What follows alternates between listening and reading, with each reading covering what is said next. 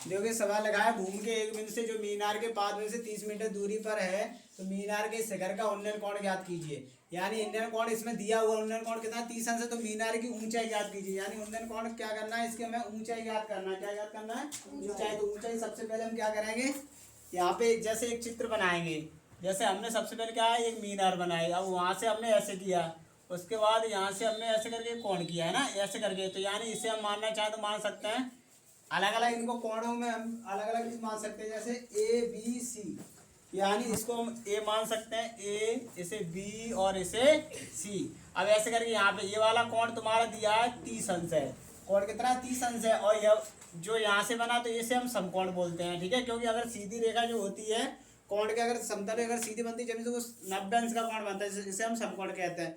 अब इसमें क्या कह रहा है, अलग अलग देखो, भूमि के एक बिंदु से जो मीनार के पास उनसे 30 मीटर दूरी पर है, यानी 30 मीटर इसका जो मान दिया हुआ है वो हम क्या करें, इसे 30 मीटर है। यानी इन दोनों की जो दूरी है वो 30 मीटर है, तो हम इसे 30 मीटर मानेंगे। और हमें ये वाली ऊंचाई याद करवा रहा है, यानी इसे हम एच मान लेंगे। हमें क्या याद करना, ऊंचाई याद करना है। अब इसमें देखो जो तुम्हारा थीटा है, या लिखना चाहे तो ऐसे लिख सकते हैं अलग अलग सबको, यानी इसमें लिख सकते हैं। तो क्या लिखेंगे, लिखने को दोनों में इसमें मान अलग अलग है, यानी इसका मान है तो समकोण त्रिभुज एबीसी में लिखना चाहे तो लिख सकते हैं। यहाँ पे समकोण त्रिभुज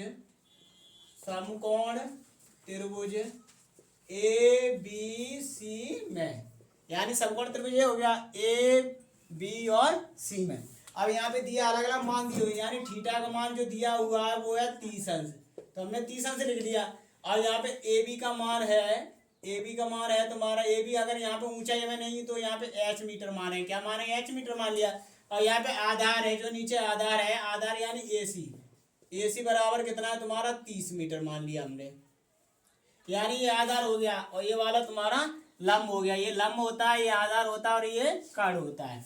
अब यहाँ पे हमें मान निकालना है, तो यहाँ पे लगाएंगे टेन थीटा, यानी टेन थीटा बराबर, टेन थीटा शुद्ध होता है लंब बट्टे आधार। अब यहाँ टेन थीटा का मान, यानी थीटा का मान कितना है, तो यहाँ पे थीटा का मान दिया हुआ है तुम्हारा 30 अंश, तो यहाँ लिखेंगे टेन 30 अंश बराबर। और लंब कितना है, हमने लंब क्या माना था, ए बी होता है, तो ए बी बट्टे, यानी ए बी का मान कितना दिया है एच, तो हम यहाँ पे एच मान लेंगे। आधार तुम्हारा ए सी है, तो आधार ए सी का मान कितना है 30, तो हम यहाँ पे 30 मानेंगे। अब यहाँ पे टेन 30 का मान होता है 1/√3, तो हमने यहाँ पे 3 माना। उसके बाद एच बट्टे 30 ऐसे करके। अब क्या करें, कैंची गुणा करें, यानी इसका गुणा, क्रॉसिंग मल्टीप्लाई बोलते हैं इसे। √3 का गुणा एच में करें तो ये हो जाएगा तुम्हारा √3h बराबर 30, क्योंकि 30 एकान 30 ऐसे करके। हमें एच का मान निकालना है, तो एच बराबर हो जाएगा 30/√3। अगर हमें इसका मान निकालना है तो इसका क्या करते हैं, हर का परमीकरण कर देते हैं, यानी √3 लिखा तो अंश और हर में √3 का गुणा करेंगे। या फिर दूसरे तरीके से मानना चाहो तो इसे लिखेंगे ऊपर वाली संख्या को 3 × 10, यानी 3 × 30 होते हैं। या फिर इसका अंश और हर में गुणा कर दो, ऐसे करके √3 का ऊपर भी गुणा और नीचे भी गुणा। अब √3 का ऊपर करें तो ये हो जाएगा तुम्हारा 30, यहाँ पे हो गया √3 हो गया, और नीचे हो जाएंगे 3 एकान 3, 3 से 30 काटो, यानी ये 10 आ गया तुम्हारा, आ जाएगा 10√3 मीटर। देखो दोबारा से देखो, यहाँ पे क्या है, त्रिभुज यहाँ पे लिखा है समकोण त्रिभुज ए बी सी में, यानी थीटा बराबर 30 अंश दिया है। ए बी का मान यहाँ पे होता है, ए बी तुम्हारा लंब हो गया, या इसे हमने एच माना तो हमने यहाँ पे एच मीटर माना। आधार ए सी है तुम्हारा, तो इसका मान जो दिया हुआ है इसमें 30 मीटर, तो हमने 30 मीटर माना। अब यहाँ पे क्या, लंब बट्टे आधार के यहाँ पे लिखा है, देखो लंब बट्टे आधार, तो यहाँ टेन थीटा का सूत्र लगाए, लंब बट्टे आधार लिखा हमने, तो टेन 30 का मान यहाँ पे, और लंब का मान एच है, बट्टे में 30 है आधार।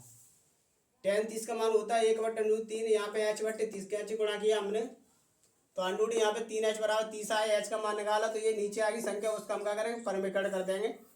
परिमेकरण करने के बाद ये 3 से काटा तो ये आया 10√3 मीटर, ऐसे करके तुम्हारा ये आंसर आ गया।